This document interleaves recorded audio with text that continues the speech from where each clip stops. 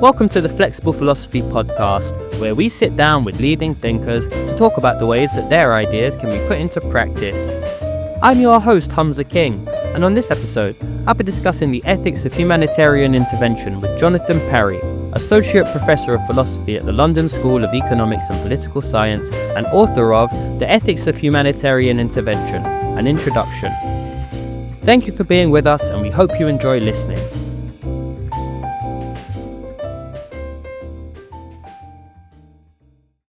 The Rwandan Genocide was one of the most horrific events of the 20th century.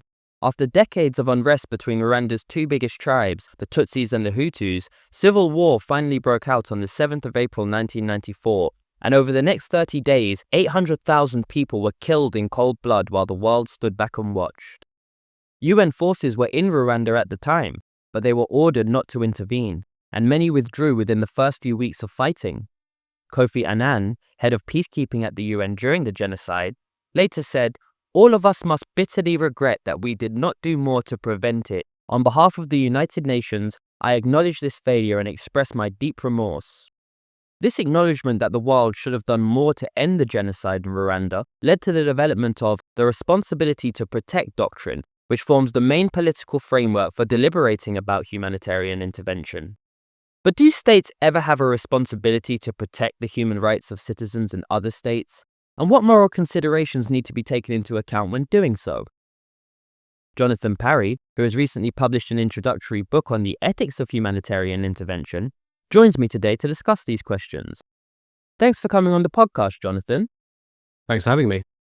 Well, you published several articles on war ethics, paternalism, and the philosophy of self-defense. So I'd love to hear more about why you decided to write a book on the ethics of humanitarian intervention.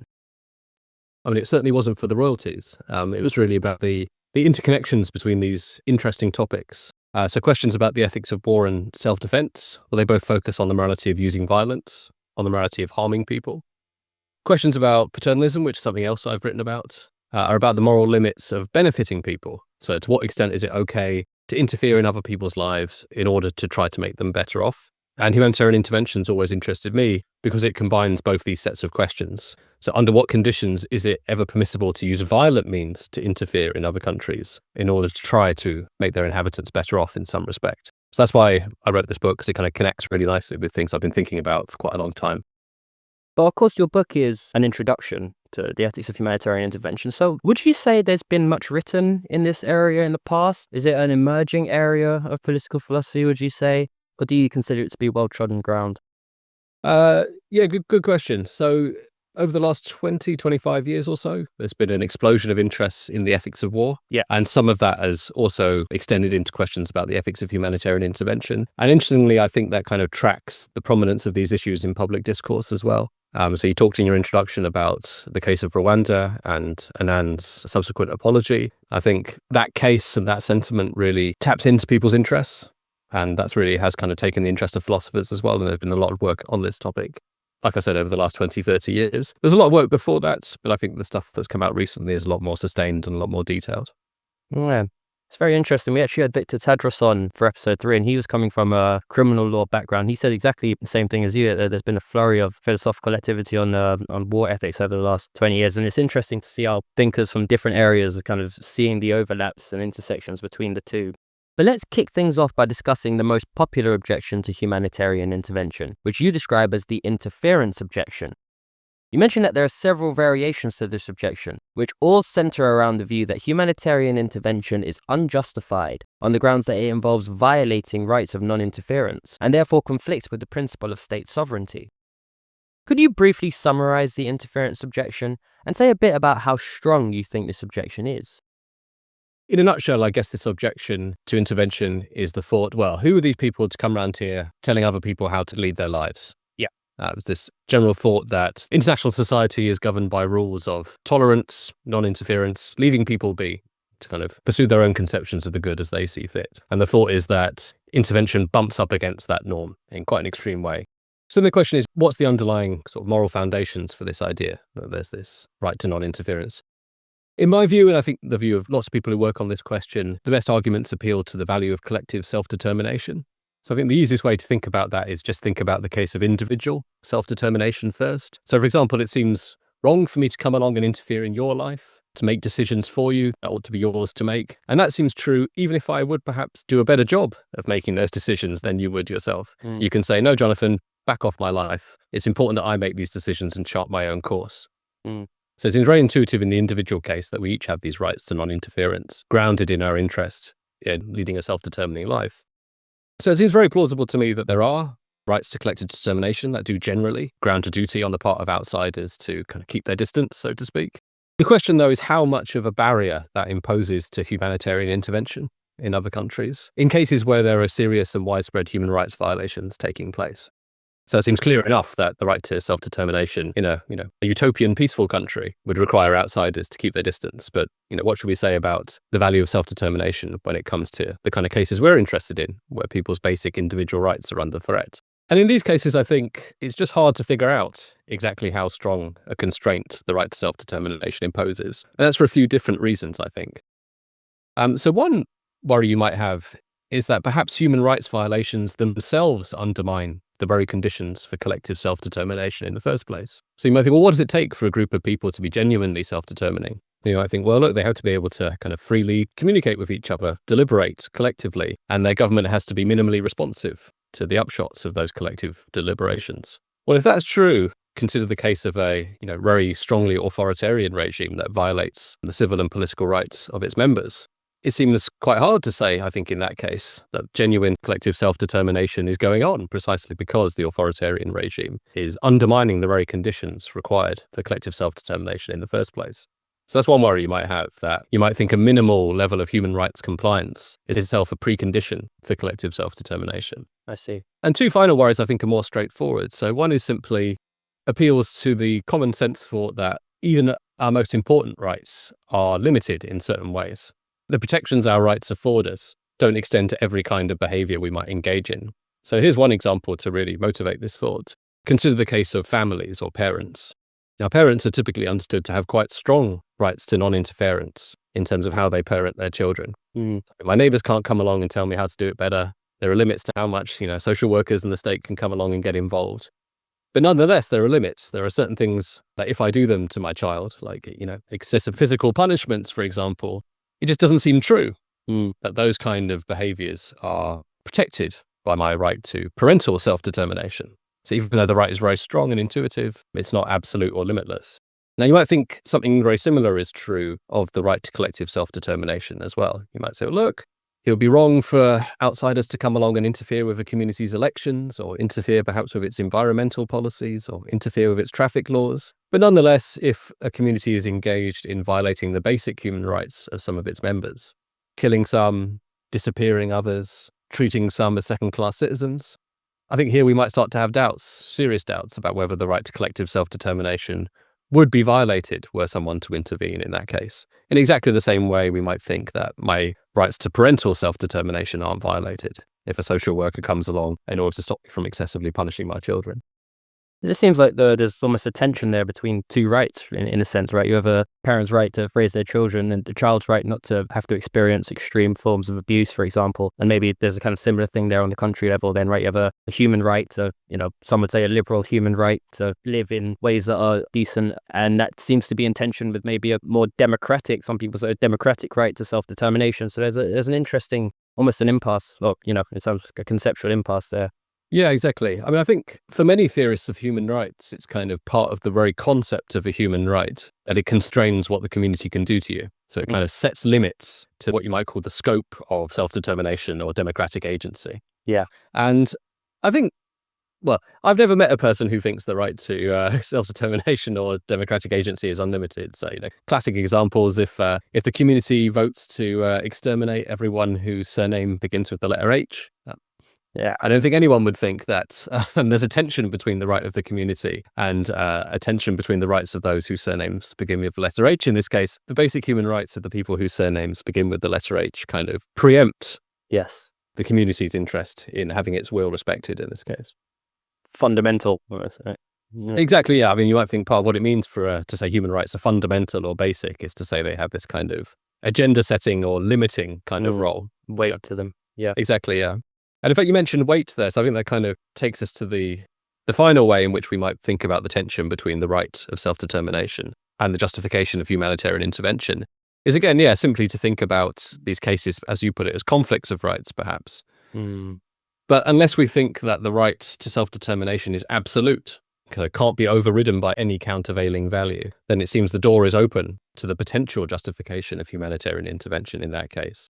So, that's just a quick survey of the various ways in which I think we can accept the general idea that collective self-determination is of great value, and that value normally grounds stringent duties of non-interference, while nonetheless thinking that there are various ways in which the justification of humanitarian intervention could be compatible with the value of collective self-determination.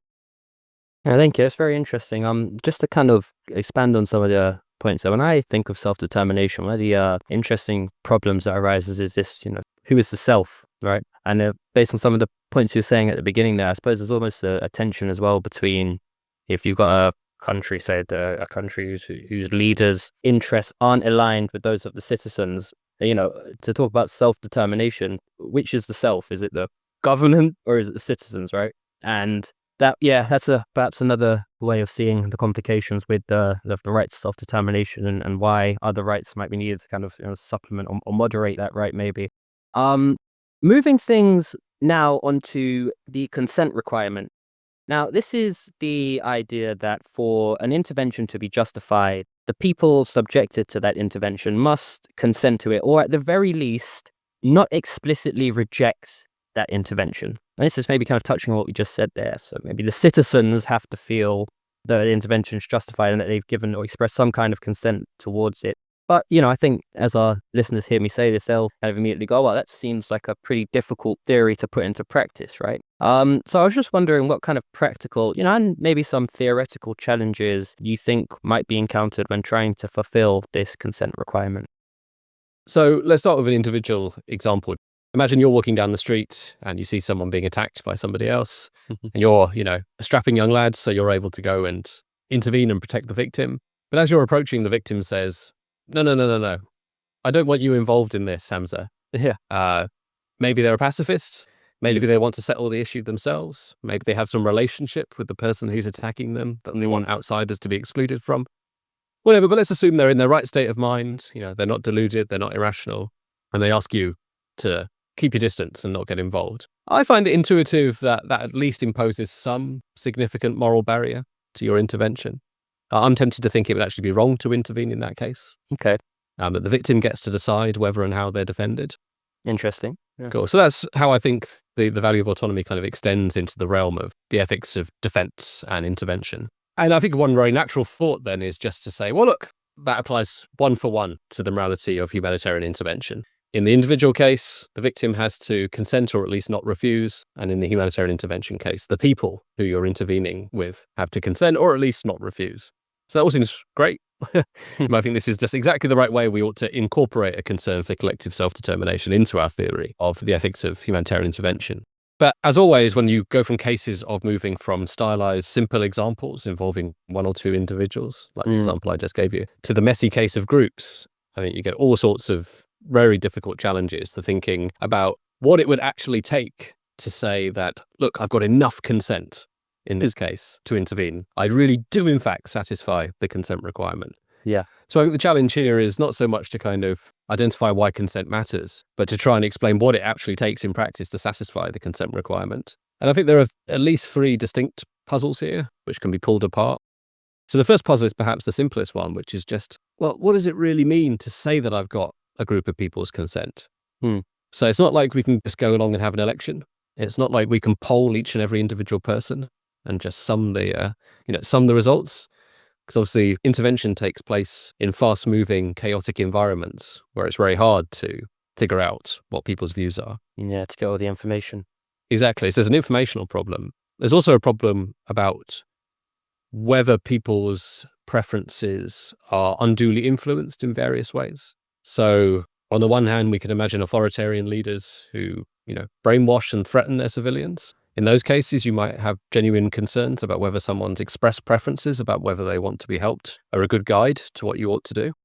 Similarly, you get the converse problem, which is you might have domestic rebels and internal agitators coercing and indoctrinating citizens to request or agree to outside interference. You might also have worries about just how representative the samples of consent that you're able to get are. So that's one, I think, most straightforward set of problems is just about what does it mean to say that you've got the consent of the people? And finally, I think there is a puzzle not about what it takes to have a person's consent and not about whose consent matters, but about how much consent one needs to get in order for one's intervention to be justified.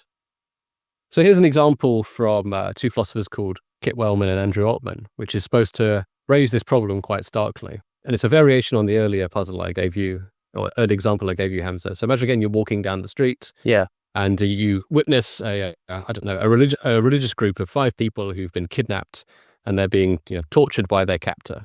And you can barge in again and inflict some defensive harm on the captor and release the hostages.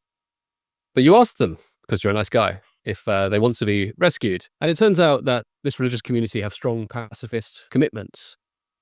Now, 4 of the victims say, no, we don't want to be saved. We really don't believe in violence being used on our behalf. Yeah. But one victim says, no, I'm not on board with that. I really do want to be protected. Thank you very much. Help me. Exactly. Yeah.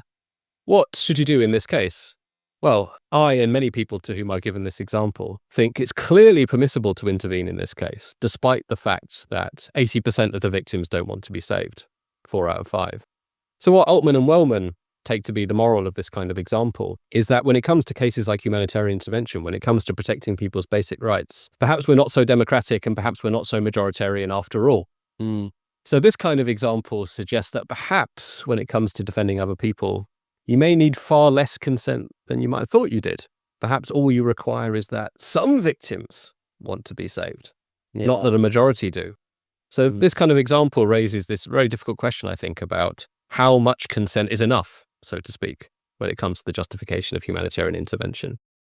Very interesting stuff. I mean, I'm very interested in this angle of things, the risk angle, and I think it could kind of tie us into the next section now. So we're going to move on to talking about some of the just war theory principles here. And, just war theory paradigm, it's been in the Western tradition, I think, since Aquinas, if I'm not mistaken, right? Possibly before, depending on how you count this just war theory, yeah. Yeah. Some people argue the ancient Egyptians had developed just war theory. All right, okay. With similar principles to Aquinas then, or is it something quite different maybe? I think there are some interesting parallels. I mean, yeah. I'll just give you my quick take on this. I mean, I think people have been arguing about the ethics of killing, ever since we started killing and ever since we started thinking about things in terms of right and wrong. So since the beginning. Yeah, exactly. So I'm tempted to think that questions about the ethics of violence are kind of been with us for a long time. It's just that certain canonical treatments of them have been kind of more associated with some entrenched, philosophical and religious traditions than others. Yeah, no, yeah, it would make sense. I think it's a very kind of like fundamental, question, really, isn't it? But a key principle of just war theory is that there must be a just cause for going to war, right? And this principle is often applied to humanitarian intervention. But of course, as we've kind of seen with the consent requirement, it's often difficult to determine the threshold for just cause.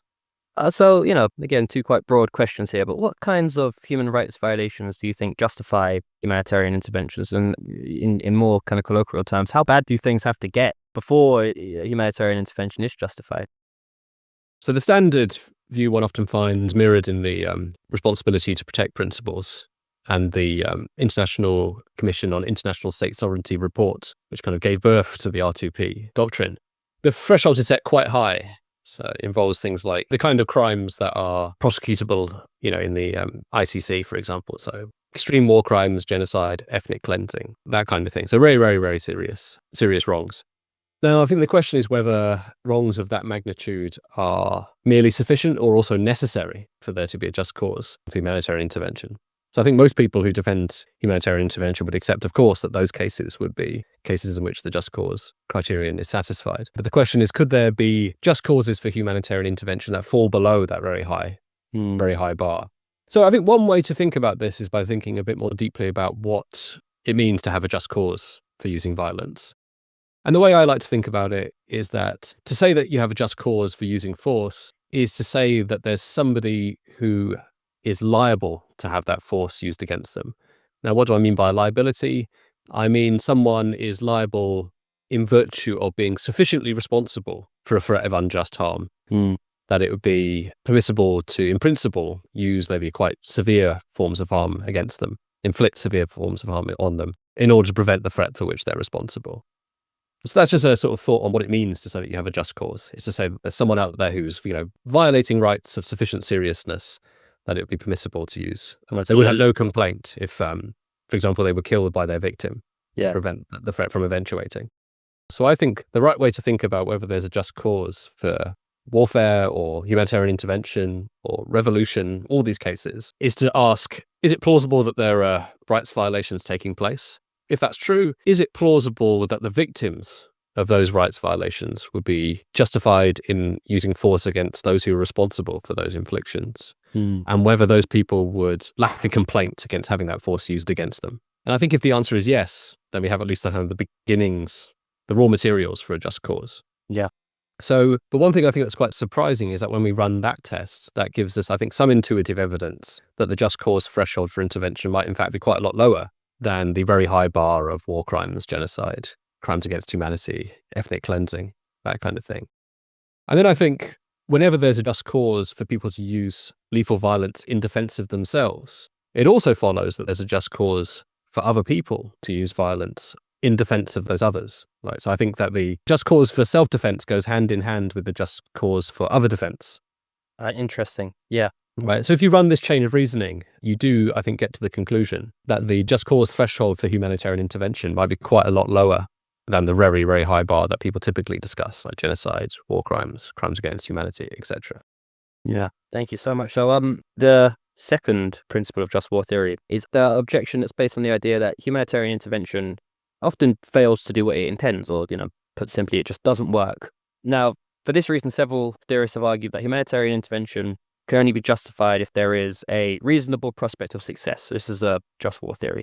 Now, drawing this back to our example of the innocent bystander, and say I'm walking down the road and I see this innocent bystander and I see that they I'm trying to think of a case that will work here. They are about to get assaulted by someone, and I could intervene, but there's a chance that if I intervene, I actually am not able to stop this from happening, and there's even potentially a chance that I make things worse because I aggravate the person who's assaulting the victim. So there's a question there about, if I see this happening and I'm walking down the road and I'm not sure whether I'm going to be able to do anything to stop it, and I'm not even sure whether I'm not going to make the situation worse, then perhaps I should just keep walking, even if the victim's saying, please help, maybe, right?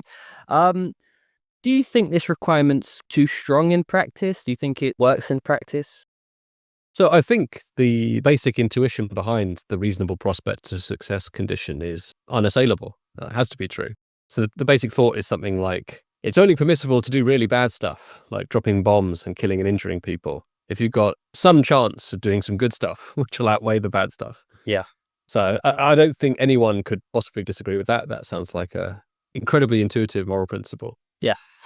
So I think in cases where it's guaranteed that no good will be done, or very likely, overwhelmingly likely that no good will be done, intervention is impermissible. And I think it's often going to be the case in practice. So that will be true. I think it will often be the case that, regrettably, but required by morality, you have to keep walking, as you put it, or at least restrict the means of intervention to non-military means.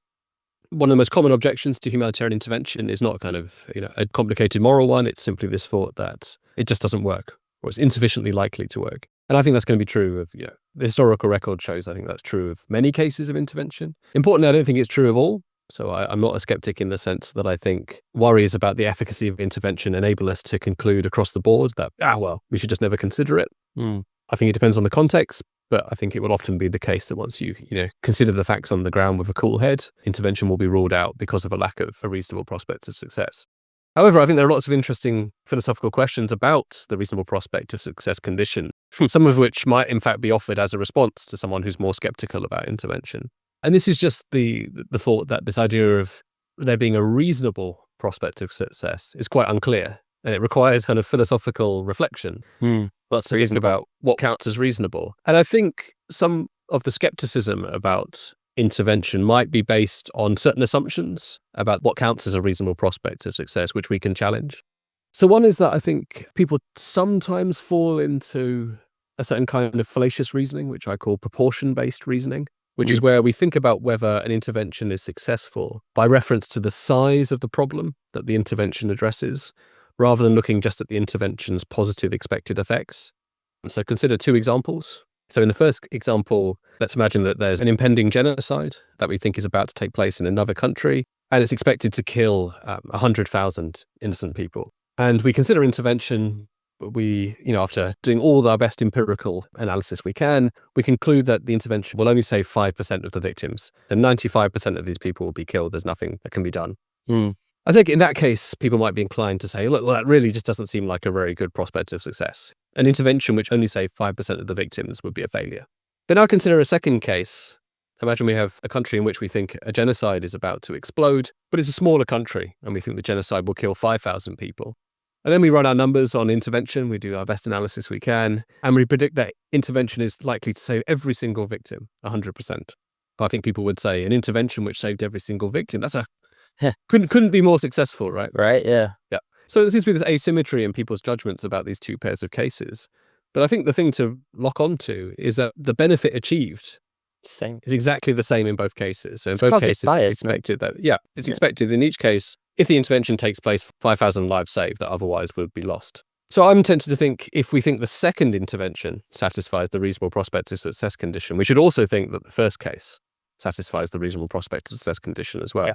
So I think this kind of example just is supposed to warn us against falling into proportion-based reasoning, which, like you said, I think is ultimately an irrational cognitive bias. Yeah. We focus too much on, the size of the pond rather than the size of the drop in the pond when we're thinking about interventions. I think we fall into this reasoning trap. A life's a life, easily. right? A life's a life at the end of the day. Exactly, yeah. So I think we should look at the expected benefits, not the size of the expected benefits in relation to the size of the problem in which those benefits are embedded. That's the important thing to remember, I think. And I think when you look at things like that, perhaps you might be slightly more optimistic that interventions in principle could satisfy the reasonable prospect of success condition if we think about things in the right way. Yeah, so what you're saying is when we really scrutinize the just cause and reasonable prospect of success principles, the bar for legitimate humanitarian intervention seems much lower than we might initially expect. But as you mentioned in your book, there is another strong set of objections to humanitarian intervention known as better alternatives objections. Now, these objections come in different shapes and sizes, but the underlying theme is that humanitarian intervention is unjustified because there are alternative ways of addressing injustice and reducing suffering in war-torn countries. Instead of putting boots on the ground, states could arm rebel groups or impose economic sanctions, for example. They could also accept more refugees or provide aid to promote economic development. Now, you dedicate a whole chapter to each alternative in your book, but instead of going through each one, could you just outline the conceptual justification for better alternatives objections, and maybe say a bit about which version of this objection you find the strongest and why? Yeah, sure. Yeah, the underlying thought here appeals to what's sometimes called the necessity condition on using force for the sake of morally valuable goals like protecting other people. So unlike the proportionality requirement, which requires us to kind of compare the harm we would cause in the pursuit of pursuing a good and the good we're likely to achieve, what the necessity requirement asks us to do is compare the different ways available to us, the different options we have in terms of achieving that goal. And it might turn out that even if an action would be proportionate, it might nonetheless be impermissible because it's not necessary, because there's an alternative available which is morally better. So just to give a simple example, we can go back to our dangerous streets that me and you seem to be walking on. Imagine you come across one person assaulting another on the street. You have two options available to you. You can either set the assailant on fire with your flamethrower, or you can fire your gun in the air a few times and they'll run off. Now, it may well be the case that perhaps using the flamethrower could be proportionate. Perhaps they're about to murder their victim and the flame. So in that case, it wouldn't be disproportionate to use your flamethrower. But I think most of us would say it's impermissible to use the flamethrower in this case, precisely because you had another means of achieving the good of saving the victim available to you, which is much better. Doesn't involve inflicting as much harm on anybody. Right. So that's the way the necessity criterion works. It requires us to kind of look across our various options and rank them according to their moral features. And then it requires us to only pick the one that comes out best or sufficiently high on that ranking and not to choose suboptimal options for achieving our goals. That's the backstory. And now we can apply the necessity requirement to humanitarian intervention. So it might turn out that even if an intervention has a just cause, even if it's proportionate, even if it has a reasonable chance of success, this doesn't exhaust the moral questions we have to ask. We should also ask, is there another option available to the intervener which achieves the goal of protecting human rights, or whatever it is the humanitarian intervention aims at, but is better in some morally relevant sense. And of course, one option that might be available to the intervener is, rather than intervening themselves, providing support to internal agents, like rebel groups, within the target community, who are able to perhaps fight the oppressor, resist human rights violations, protect victims. But I think there's an even more radical way of broadening the suite of possible alternatives to intervention. So when we normally think about better alternatives and the necessity requirement, we compare different ways of achieving the same goal. So when it comes to intervention, we think about there's a group of people whose rights are threatened in another country, and then we go through all the various strategies that might be available for protecting those people from the specific threats that they face. So intervention, sanctions, funding rebels, facilitating those people's escape. Yep. But there's a more radical version of this better alternatives worry or objection to humanitarian intervention, which says, no, we should understand the necessity requirement even more broadly than that. Rather than just comparing the available options for protecting a specific group of people from a specific threat, we should actually compare all the available options we have for protecting people, whoever they are and wherever they are, from threats, whatever those threats may be. General, yeah. Exactly. So this is what my colleague Kieran Oberman has argued for in a wonderful paper called Killing and Rescuing, published in the Philosophical Review. He says, well, look, when you're thinking about intervention, you shouldn't just be comparing military intervention with all the other ways you have of saving the particular victims whose rights form the just cause for intervention. You should also think about all the other things you could do with the material and human resources that would be expended on the intervention were it to go ahead, and evaluate all those options against intervention. And I think this has extremely important and potentially quite radical implications because of two facts. Intervention is astronomically expensive. Intervention also involves using force and killing and injuring people. Yep. So now when we broaden our range of options just to think about all the other valuable things we could do with the money, all the human rights we could protect with those resources, it looks like there are many, many things that could be done which would be radically better in terms of protecting human rights than intervention, and also far less costly in terms of harming people and violating moral constraints. So two obvious examples are putting the money towards global poverty relief and putting the money into global health programs. For every pound you spend saving lives via humanitarian intervention, you could save many more lives. It would do far more good, you might think, if you put them into these much more cost-effective ways of protecting people. Similarly, these options don't involve inflicting harms on people, at least not the kind of harms that you inflict on people when you drop bombs. Yeah. So you might think these two factors, maximizing benefits and minimizing harms, overwhelmingly favor alternatives like poverty relief and global public health programs over intervention. Yeah. And so, what this objection to humanitarian intervention draws our attention to, as it looks like principles of benefit maximization when you're saving and also harm reduction seem to overwhelmingly favor options like poverty relief and global health over intervention. Yeah, very interesting. And this, I think this is one of the most powerful objections to intervention I've ever heard. Yeah.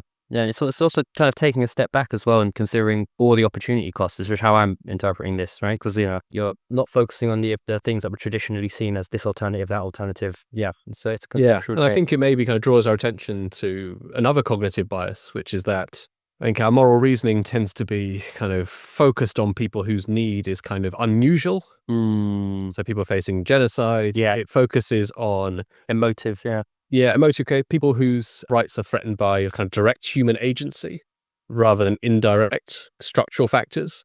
Yeah. So, people tend to think that, it's much more important to save people who are being, threatened by murderers. And you had to bear much greater costs to save those people than you would do to save even perhaps a greater number of people's lives when the threats to those people aren't salient and emotive and attention grabbing. Yeah. And I think many philosophers think it as well, that this is a kind of just a bias and it really disrupts our moral thinking. Yeah, and there is definitely, I can see the advantage of trying to detach your own biases and preferences from this sort of analysis. But linking things back now to the Rwanda case and the subsequent responsibility to protect doctrine, which was introduced following the horrific genocide which we discussed at the beginning, I would love to hear your views on the responsibility to protect principle. Is it too strong? And do you think states ever, have a positive duty to intervene? So I think it's worth bearing in mind that the responsibility to protect doctrine, despite the fanfare and huge attention that it received, doesn't in fact impose any legal obligation on states to engage in intervention or really do much to defend human rights overseas. All it does is express a kind of general commitment to doing something about human rights violations overseas. But it doesn't change international law at all. It's perfectly consistent with existing international law, and international law contains no legal obligation to engage in intervention. With the exception, perhaps, of certain treaties, like bilateral treaties, but that's a very murky area. Very soft. Yeah, exactly. So I think, to be honest, many contemporary commentators on R2P would probably argue it's too soft rather than too hard, in that it kind of, there's lots of bells and whistles and trumpets, but really it just kind of reaffirms the status quo of doing nothing. Okay, yeah. But the debate around R2P and the report on which it's based certainly seems to indicate that people are friendly to the idea that there, at least in some cases, is a moral obligation to engage in humanitarian intervention. What does that mean? Well, it means roughly that in some cases it's not only permissible to engage in intervention, but it's impermissible not to. Positive, yeah. Yeah. It's not just that it's okay to do it, but that it's not okay not to do it. You have to do it. And, I think, general political discourse, you often find people affirming, I think rather uncritically, the notion that there is a moral duty to intervene. And I think cases like Rwanda really kind of bring this to the fore. Really just does seem like this wasn't just a tragedy, but it involves wrongdoing on the part of third-party states who did nothing. And that's certainly a view to which many people, including myself, are sympathetic. But I think the idea that there is a moral duty to intervene gets a bit of a free pass sometimes, is because we think about it in terms of kind of states as being the relevant agents here. So it doesn't seem that controversial to say, the United Kingdom has an obligation to engage in intervention in Kosovo, or the United States had an obligation to intervene in Rwanda, for example. Yeah. But really, I think when we think about intervention, we need to always bear in mind the fact that intervention involves kind of costs being borne by individual people, rather than kind of abstract groups or collectives like states. Yeah, there's faces, the soldiers, they're faces, they're people, right? Yeah. So there are two kind of cost bearers when it comes to interveners, right? There's the soldiers who do the fighting, but there's also all the citizens who bear the material costs of engaging in intervention. And as I pointed out earlier in our discussion of better alternatives, intervention is an extraordinarily expensive way of protecting human rights. So in order to, I think, to answer the question of whether in any particular case we think there's not just a permission but a duty to intervene, what we're really asking is, are the soldiers who would be risking their lives were an intervention to take place morally required to do so? And are the citizens who bear the financial, economic, social costs if their country intervenes in another under an obligation, under a duty to bear those costs? And I think it's only obvious that there's a moral duty to intervene if we can answer both those questions in the affirmative. We have to say yes and yes. But it's also then worth connecting this to, the more broader, I think, moral intuition that our costs to aid other people, even other people who are experiencing very serious threats, are limited by the costs that we would bear in helping them. So I may well be morally required to kind of pull you out of the pond that you've fallen into because the cost to me is small, the cost of ruining my shoes. Yeah. But if there's sharks in the pond, well, that makes a difference. Yeah. Or if an example I use in my book, if you'd fallen into the lion enclosure at the zoo, the question of whether I'm required to run into the lion enclosure and rescue you is sensitive to how high the risk of the lions getting me is.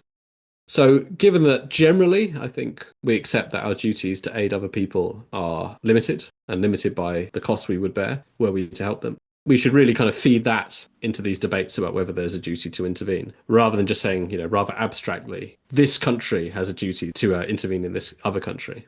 We should say, these individual human beings have a duty to risk their lives for the sake of these other individual human beings, and see whether we think it's as obvious when we describe things in those terms. Well, thank you so much for coming on to chat about your book, Jonathan. I've really enjoyed it. Thanks very much for having me. It was good fun.